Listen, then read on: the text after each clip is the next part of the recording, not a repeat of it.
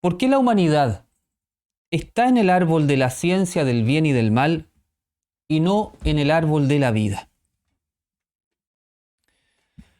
Adán fue creado y puesto en el jardín de delicias, como lo comentamos, y recibía permanentemente la luz de Elohim. Su vida era todo plenitud. Es decir, Adán fue creado con un gran deseo de recibir. Nuestra esencia es el deseo de recibir. Nunca podemos negar eso. Tenemos que incluso desarrollar nuestro deseo de recibir. Somos esencialmente una vasija. Pero un día, Adán se sintió tan lleno de luz, tan lleno de amor del Padre, que surgió en él el deseo de compartir esta energía, la luz, tal como Elohim lo hacía con él. Adán sintió lo que se conoce en Kabbalah como el pan de la vergüenza. Es decir, se sintió mal de solo recibir y quiso él también dar la luz. Todos tal vez hemos experimentado el pan de la vergüenza cuando hemos estado en presencia de alguien que nos ha dado mucho y nos da permanentemente y uno no puede devolver de alguna manera o no puede retribuirle. Y uno empieza a sentirse un poquito hasta incómodo porque la otra persona es tan buena con uno y uno no puede devolver la mano. Eso se llama el pan de la vergüenza. Y es muy bueno que nos ocurra, porque eso nos está impulsando a dar. Ahí se ve muy claramente cuando hemos experimentado eso, cómo estamos recibiendo, pero al empezarnos a llenar de esta energía, de la bondad del otro, empieza a surgir en uno este deseo también de retribuir y parte por esta sensación interior como de incomodidad que se llama el pan de la vergüenza. Entonces Adán sintió eso y le pidió a Elohim la posibilidad de compartir la luz, no solo de recibirla. Y Elohim accedió y le dio a Adán la libertad para que pudiera elegir recibir la luz y compartirla con los demás. Es decir, la libertad nos fue dada para optar por la luz y compartirla. Adán le dice a Elohim: yo quiero recibirla, quiero compartir la luz que tú me estás dando. Si lo traemos a escala humana, cuando uno está dando mucho en bondad, en Gesed, y la otra persona empieza a sentir el pan de la vergüenza, y la persona dice: ¿cómo te puedo retribuir eso? Y uno dice: no te preocupes, no hagas nada, pensando que eso es muy virtuoso, está haciendo todo lo contrario con lo que hizo Elohim. Hay que permitir que la persona retribuya en ese momento el favor que tú le estás dando, la gracia que está recibiendo, porque eso permite entonces que se desarrolle la bondad en el otro. Por eso nunca tenemos que impedir que la persona quiera devolver el bien que uno está dando, porque a veces uno dice: bueno, es que yo doy y no espero recibir nada. No es que uno espere recibir cuando está dando. Me estoy refiriendo a que cuando surge el deseo de dar del otro, uno no tiene que poner barrera, porque justamente tu bondad lo que ha hecho es despertar la bondad en el otro. Para que Adán pudiera ejercer su libertad, Elohim permitió la acción de un adversario que lo sedujera para desconectarse de la luz y recibir solo para sí mismo de manera egoísta. Este es el Satán y es un adversario que Elohim creó a la altura de Adán, ¿cierto? Porque Adán era la corona de la creación, lo máximo. Adán era un ser, nuestro ser esencial, es un ser de luz enorme, de una gran capacidad. Y entonces, si Adán quería ejercer esta libertad, tenía que tener un adversario a la altura. Por eso el Satán, el adversario, es muy fuerte, es muy potente. Y como nosotros estamos en una situación caído, muchas veces se nos hace muy difícil vencer a este adversario. Pero apareció en escena justamente para que Adán pudiese desarrollar su capacidad de dar. Sin la acción del Satán, que actúa en la mente como el ego, el ser humano no podría ejercer su libertad. El Satán fue más astuto que Adán. Lo sedujo a través de la mentira. Subrayar ahí. Porque todo lo que viene del ego es mentira. Aquí hay un principio que nos va a ayudar mucho en la vida si uno registra eso. Todo lo que viene del ego es mentira. No hay verdad nunca en el ego. Lo que pasa es que es muy astuto. Nos conoce muy bien.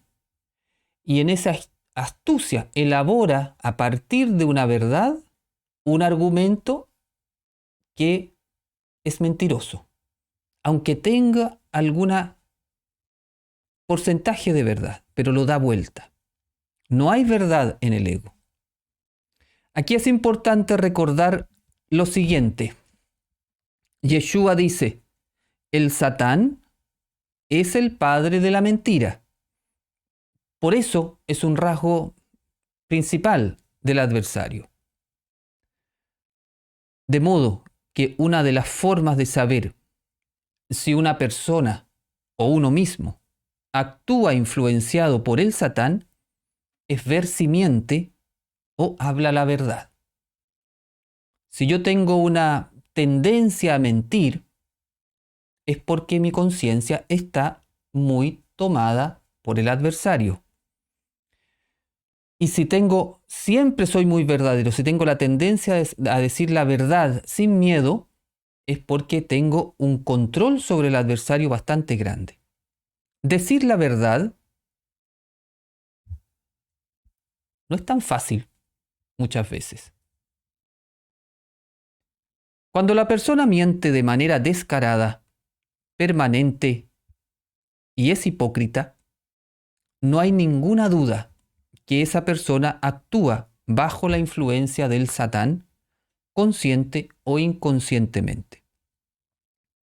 Hay que tener mucho cuidado con esas personas, pues son muy peligrosas y hacen mucho daño por la influencia que tiene el adversario en ello. Volviendo a la historia de Adán, el ser humano, influenciado por el adversario, se desconectó de la luz, se corrompió, pensó que podía cultivar y cuidar el jardín de delicia, asesorado por el ego. Olvidó que la libertad se le dio para recibir la luz y compartirla con los demás. Y comenzó a usar la libertad para satisfacer solamente sus propios deseos egoístas. Y así Adán, nosotros, la humanidad, en vez de cultivar, cuidar y comer del árbol de la vida, cultivó, cuidó y comió del árbol de la ciencia, del bien y del mal del ego. De esa forma, el ser humano, desconectado del Creador y por lo tanto sin luz, dejó de contemplar la perfección de la creación de Elohim y la cambió por la falsa perfección del ego y de su lógica. La codicia de dinero, para tener más de lo que se necesita. El deseo de imagen, para ser adorado por los demás, reconocido. Y el deseo de poder para controlar y ser servido por los otros deslumbró a Adán. Y ese fue el origen de la salida del ser humano del jardín de delicia de Elohim. Y desde ese momento comenzó la creación del mundo de Adán caído, que es el mundo que experimentamos cotidianamente con nuestros sentidos. Porque recordemos que por muy caído que esté el ser humano, siempre conserva su poder creador. Y ahí radica uno de los peligros principales a nivel colectivo y también personal. Ahí está una gran bendición, pero que se puede transformar en algo adverso. Por eso cuando uno ve el mundo, suena como un absurdo para el ego cuando la sabiduría de la Kabbalah dice: la creación de Elohim es perfecta. La lógica del ego dice: ¿de qué perfección me hablas? El mundo que veo no tiene nada de perfecto. El mundo está lleno de enfermedades, con recesión económica, con hambre, con miseria, con guerras, con niños maltratados y abusados, con gobiernos corruptos, con grupos de poder que controlan a las masas, con masas inconscientes que repiten los panfletos ideológicos sin reflexionarlos, y con una humanidad que construye una sociedad cada vez más alejada de las leyes de Elohim que rigen el universo. ¿Dónde está la perfección?, dice el ego. Y todo esto es cierto, pero no es verdad. Y aquí hay que diferenciar. Recuerda que no todo lo cierto es verdadero. La verdad corresponde a Elohim. Lo cierto corresponde al ego. Por ejemplo, es cierto que hay enfermedades, pero la verdad es que el sistema inmunológico creado por Elohim es más poderoso que cualquier virus o bacteria, y que el ser humano conectado con Elohim y con su árbol de la vida activado no tiene por qué enfermar. Eso es verdad, aunque la enfermedad sea cierto. Es cierto que hay pobreza y miseria, pero la verdad es que la abundancia de Elohim está disponible para todos, si es que se vive de acuerdo a las leyes divinas del agradecimiento y del dar para recibir. Es cierto que hay niños y personas maltratadas y abusadas. Es cierto. Pero la verdad es que el ser humano es capaz de amar a su prójimo como a sí mismo, pero elige no hacerlo. Es cierto que nos equivocamos muchas veces, pero la verdad es que somos potencialmente perfectos. Como el Padre es perfecto, estamos llamados por Yeshua a manifestar dicha perfección, dicha verdad. Es cierto que hay gobiernos corruptos y grupos de poder que controlan a las masas. Pero la verdad es que cada uno, si quiere, puede eliminar toda corrupción de su corazón y con ello eliminar toda corrupción y delincuencia de la sociedad. Es cierto que hay guerras, pero la verdad es que cada persona tiene en su corazón el poder de perdonar a su prójimo. Y si lo hace, se terminan todas las guerras. Lo cierto es solo una capa de la realidad, la capa superficial, la capa no original, la capa alternativa, la capa de mala calidad, la capa mentirosa del ego. Sin embargo, a pesar de que nuestra lógica solo vea lo cierto de los sentidos, aún existe otra capa de la realidad que está oculta a nuestros sentidos físicos y nuestra conciencia mental inferior. Esa otra capa de la realidad es el mundo perfecto de Elohim, la verdad, a la cual nosotros podemos acceder si optamos por él. La capa de la perfección de Elohim sigue intacta, esperando que Adán haga teshuvá, que vuelva a su creador y transforme este mundo en el jardín de delicias que lo está esperando.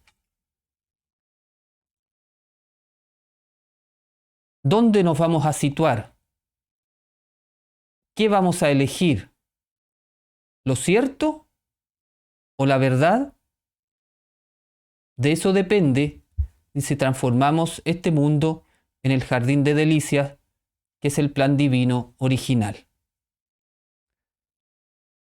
Que nuestro trabajo espiritual, en este momento tan importante de la historia humana, nos permita optar por la verdad. Que así sea. Amén.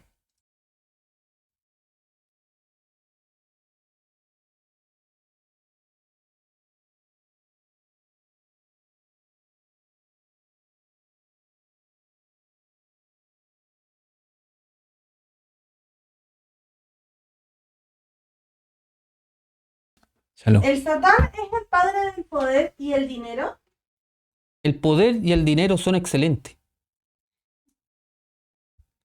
El Satán es la fuerza que nos hace optar por el egoísmo y transforma el poder y el dinero en algo corrupto. Si tú o cualquiera de nosotros, cualquier persona, tuviese el control sobre el Satán y tuviera dinero y tuviera poder, sería una bendición para el mundo. De hecho, el Mesías va a tener mucho poder, mucha riqueza, mucha fama, pero va a estar en un nivel de conciencia de aquel que vence al Satán. Entonces, el dinero no es el problema. El poder no es el problema. El problema es a dónde uno está conectado. ¿Por quién ha optado? Ese es el problema. Entonces, tu pregunta es muy interesante porque uno puede satanizar los efectos y no la causa real. El dinero, el poder, la fama no son el problema. El problema es cómo yo uso esas cosas. Y cómo yo uso esas cosas tiene que ver dónde estoy fundamentado. Si estoy fundamentado en Elohim, bendito sea que tenga mucho poder, mucha fama y mucho dinero, porque con eso voy a poder traer gran bendición a todo el mundo. Por eso el tema de fondo es sacar la corrupción del corazón, porque es el corazón corrupto el que usa de manera corrupta esas herramientas. Entonces la persona llega, por ejemplo, al poder, como no está fundamentado en Elohim, tiene su corazón corrompido, utiliza el poder para su propio beneficio, utiliza los dineros para su propio enriquecimiento, pero todo eso es producto de un corazón corrompido porque no está fundamentado en Elohim. Por eso es tan importante entender ese punto, porque eso es lo que va a transformar este mundo. El corazón puro, el corazón limpio, el corazón fundamentado en Elohim es nuestra única salvación, porque ahí está el Mashiach. ¿El sistema económico en el mundo está controlado por el ego? Sí, a estas alturas como está el mundo, yo diría que prácticamente todo a donde uno mira está controlado por el ego. Porque todavía las instituciones, los sistemas están fundamentados en el egoísmo. Entonces, no son los sistemas los malos. No es que hay que cambiar el capitalismo por el comunismo o el comunismo por el capitalismo. No es ese el problema. El problema es que hay que cambiar el corazón corrupto por un corazón limpio. De hecho, cuando venga el Mashiach, es muy probable que la vida sea parecida a como la conocemos. ¿Sabes cuál es la única diferencia entre este mundo, como estamos viviendo, y el reino del Mashiach?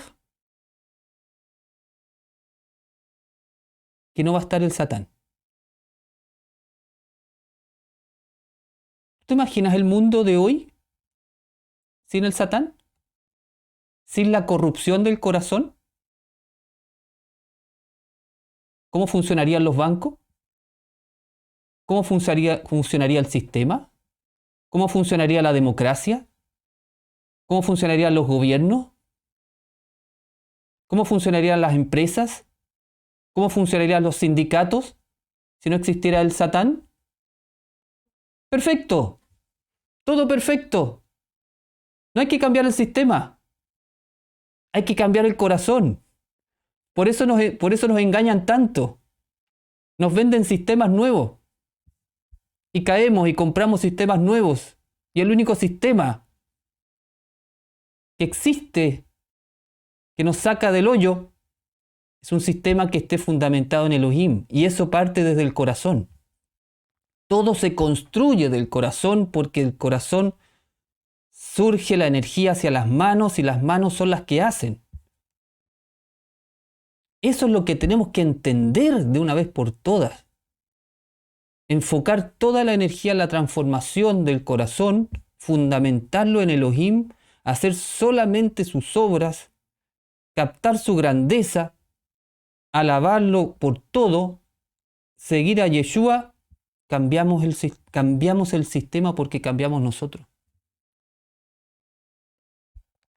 Maestro, ¿se puede decir que Hashem nos dio o nos permitió comer del árbol de la vida aquí y ahora? Porque el árbol de la vida es la Torá y ya nos la dio. Claro, nos dio el árbol de la vida para comer aquí y ahora. Por eso le decía que el reino es aquí. No esperemos un reino en otra dimensión. Es aquí. Es lo mismo. A veces me preguntan, bueno, pero cuando venga el Mesías a lo mejor cambia todo.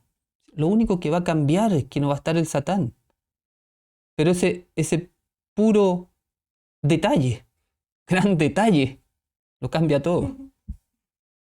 Lo cambia todo. Sin esa energía se termina la enfermedad, se termina la infelicidad, se termina el estrés. Todo el mundo trabajaría en paz, tranquilo, sin estresarse, sin angustia, sin ansiedad. Eso no existiría, porque todo eso viene del Satán. Entonces no es un sistema que va a bajar como otro sistema. Es que va a estar el corazón tan limpio, lleno de la vibración del Mashiach, que la sociedad que vamos a construir no la podemos imaginar. Pensemos, si todos fuéramos Yeshua, si todos fuéramos como Yeshua en este momento, en nuestra manera de actuar, de pensar, de hablar, de hacer. Todos. Imagínate, mi jefe es Yeshua. Ah, sí. Y yo soy jefe. Ah, yo soy Yeshua para acá. Y tú vas al banco. Ah, sí, el dueño del banco es Yeshua. El dueño de la empresa es Yeshua. El jefe del sindicato es Yeshua. Todo es Yeshua. ¿Cuál es el problema entonces que siga lo mismo? Ninguno. Ninguno, porque todo el mundo. Acuérdense que el reino de los cielos es que todo el mundo está ocupado de hacer feliz a su prójimo. Ese es el reino de los cielos. Y eso es lo que impide el Satán. Porque el Satán, ¿qué es? El egoísmo. Entonces yo estoy para mí, todo para mí. Cuando no exista el ego, yo voy a estar ocupado, mi vida, de hacer feliz al prójimo. Y no voy a estar preocupado de mí, porque el prójimo va a estar ocupado de mí. Entonces, eso es el reino de los cielos.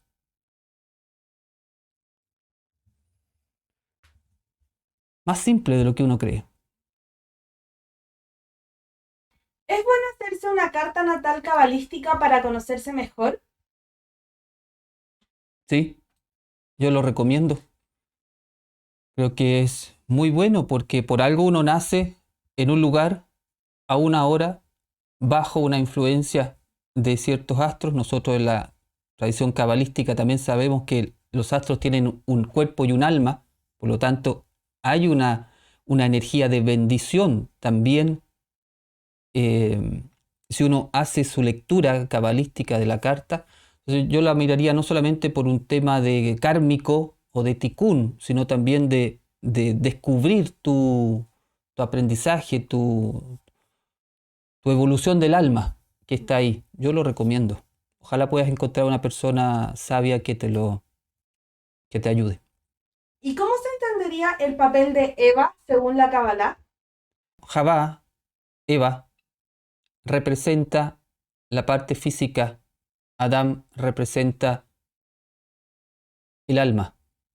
Cuerpo y alma, Adán y Javá. Por eso la serpiente entra por Javá. Entra por el cuerpo. Entra primero por lo más relacionado con el cuerpo. No tiene que ver con la mujer como la mujer pecadora, la mujer pecaminosa. Tiene una lectura más bien mística. ¿El pecado del primer Adán influyó en la humanidad? Sí, el pecado del primer Adán produce una caída de conciencia. Es como si el primer Adán tiene un nivel de conciencia elevadísimo. El primer Adán es el nivel de conciencia de Yeshua. Y la caída de Adán produce un descenso del nivel de conciencia que queda atrapado en un nivel de conciencia egoísta. Es lo que se llama el deseo de recibir solo para uno mismo. Por eso, toda esta alquimia espiritual en la cual tú vas pasando desde un deseo de recibir solo para ti a un deseo de recibir para compartir con el prójimo, ese es el proceso de la elevación espiritual. Entonces, el reino de los cielos en la tierra es una forma de vivir de los seres humanos en los cuales vamos a estar solo en el deseo de recibir la luz para compartirla con el prójimo. No va a existir el deseo de recibir para mí mismo. Entonces, esa es la maravilla. Todo el mundo va a estar tratando de recibir lo mejor, de desarrollar lo mejor de sí mismo para darlo al prójimo. Entonces, ¿qué te impide hoy hacer eso? Por una parte el Satán, ¿cierto? Pero yo tengo libertad, cada uno tiene libertad. Entonces, mira, fijarse en lo siguiente, si el reino de los cielos es vivir compartiendo la luz con el prójimo, ¿qué te impide vivir hoy en el reino de los cielos? Nada. Es una decisión. Hoy día, si nosotros decidimos, podemos decir, hoy me voy a dedicar, desde hoy día para adelante, me voy a dedicar solamente a recibir la luz para compartirla con mi prójimo. Eso es el reino de los cielos. Lo que pasa es que cuando esté ya instalado el reino de los cielos, el Satán ya va a estar fuera de esta sociedad, entonces, claro, va a ser mucho más fluido. Pero podemos entrar desde hoy. No esperemos que nos venga un sistema de afuera o que venga algo de afuera. Empecemos hoy día a vivir en el reino de los cielos. Maestro, ¿y Yeshua lo destruirá para siempre al Satán? No, no lo va a destruir, ni mucho menos. Lo va a convertir. Y el Satán va a terminar siendo uno de los mejores discípulos del Mashiach. Y va a haber completado su obra, que es habernos ayudado a llegar al nivel de conciencia de Mesías. El árbol de la ciencia del bien y del mal, ¿por qué es llamado así? ¿Cómo se entiende la palabra ciencia y cómo se une la ciencia y la espiritualidad en estos tiempos? No es la ciencia como la entendemos ahora, es un tipo de conocimiento. Es un saber, no es la ciencia hoy día académica del método científico. Se refiere más bien a una forma de conocer la realidad. Que en este caso es la forma de conocer la realidad de acuerdo a la conciencia del ego, que es la conciencia egoísta, pero también que solamente ve lo material sin conectar con lo espiritual. ¿Y qué significado tiene la serpiente? La serpiente, Nahash y Mashiach tienen la misma gematría. La serpiente es una fuerza adversa para poder desarrollar nuestro Mashiach. O sea, cuando haya una adversidad, cuando el ego nos moleste, tenemos que entender que esa es una oportunidad para utilizar nuestro potencial espiritual que nos permite elevarnos hacia la conciencia del Mesías.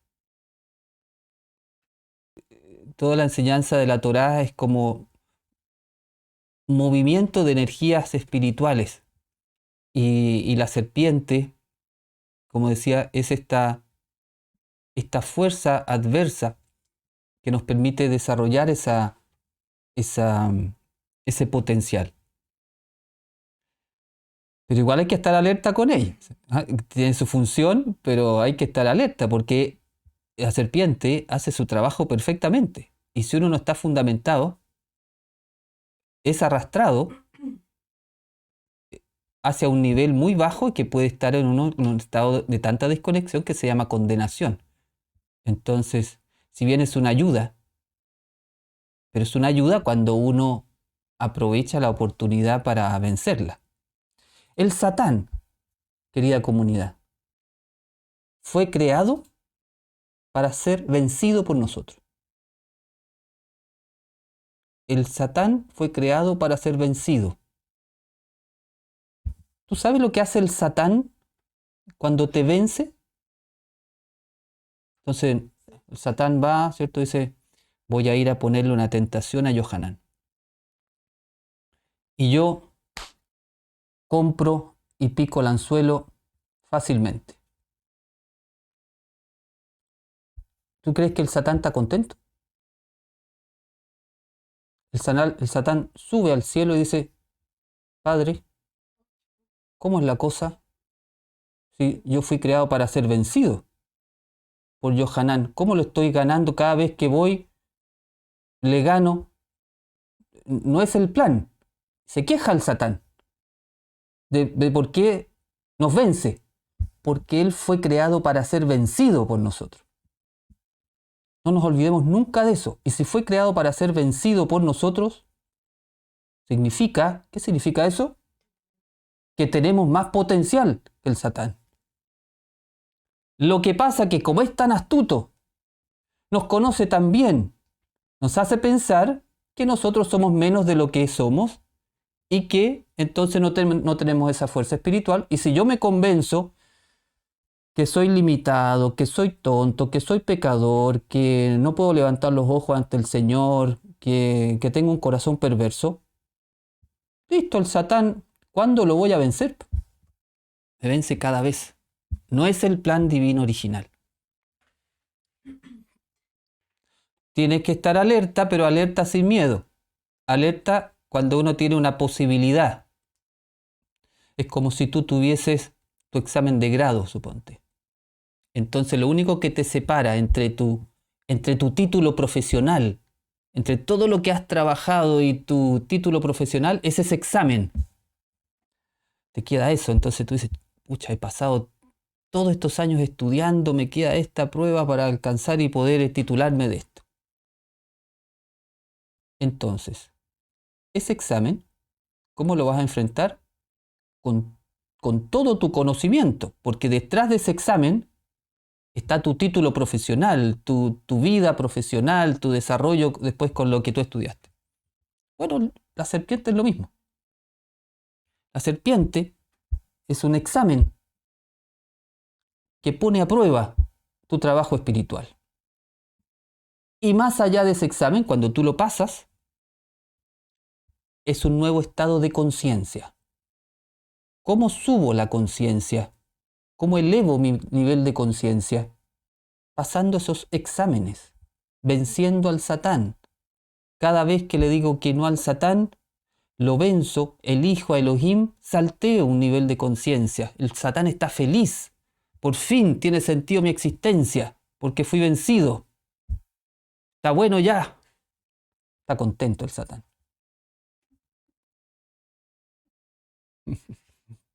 ¿Cómo podemos cuidarnos de las personas que están influenciadas por el oponente y son hipócritas y mentirosos? ¿Cuál sería la manera de amar al prójimo que se encuentra en ese estado para ayudarlo, respetarlo, pero a la vez protegerme? Sí, bueno, ahí yo creo que hay que evaluar cada persona, si es consciente o no es consciente de su hipocresía, de su mentira. Hay gente que está muy, muy corrompida en su corazón y ocupa la mentira, la hipocresía, el engaño, como para ir teniendo cada vez más poder y más control. Ahí ya hay un nivel de oscuridad grande. Hay otra gente que es mentirosa, pero casi por deporte, casi no es tanto por el poder, sino porque vive así nomás, en su mentira, en su cuento propio nomás. Entonces depende un poco cómo es la persona, pero yo creo que ahí hay que trabajar la energía del equilibrio entre el límite, el límite para que la persona se dé cuenta que tú eres consciente de la mentira de la persona, pero también con bondad en el sentido de no hacer un daño a esa persona. Y siempre con la intención de ayudar a la persona. Cuando tú dices la verdad, cuando tú pones un límite, desde la virtud lo haces pensando en que estás ayudando a la persona. Por supuesto que la respuesta va a depender del nivel de oscuridad que haya en la mente de esa persona, pero empieza por ahí, límite, rigor y bondad. Más que pelear contra el ego, tú optas por Elohim. Porque el ego lo que busca es que tú optes por Elohim. Entonces, en vez de estar peleando contra él, contra el adversario, de no sé, por qué existe, por qué me hace esto, y por qué empezar a pensar esas cosas, tú optas por Elohim. Haces lo contrario. Entonces, mirado así, claro, es como compasivo con el Satán, aprovechándolo y optando por lo que tienes que optar, optando por lo correcto. Recordemos que el examen está a la altura de nuestro nivel de conciencia. Y eso es muy bonito también tenerlo presente. Nunca el Satán tiene permiso para tentarnos más allá de nuestra capacidad. Entonces, este punto es bien importante porque a veces uno piensa que la situación es dura, ¿cierto? Pero que uno no puede vencerla. Esa es una ilusión. Esa es una ilusión que también viene del ego, pero es una ilusión, porque el principio es que el ego solo tiene permiso para tentarnos de acuerdo a nuestro nivel de conciencia. Si tú subes un nivel de conciencia, el ego también sube. El Satán también sube. Para que te vaya ayudando en el nivel de conciencia que vas. Y va buscando otras estrategias más sutiles de acuerdo al nivel de conciencia que tú tienes.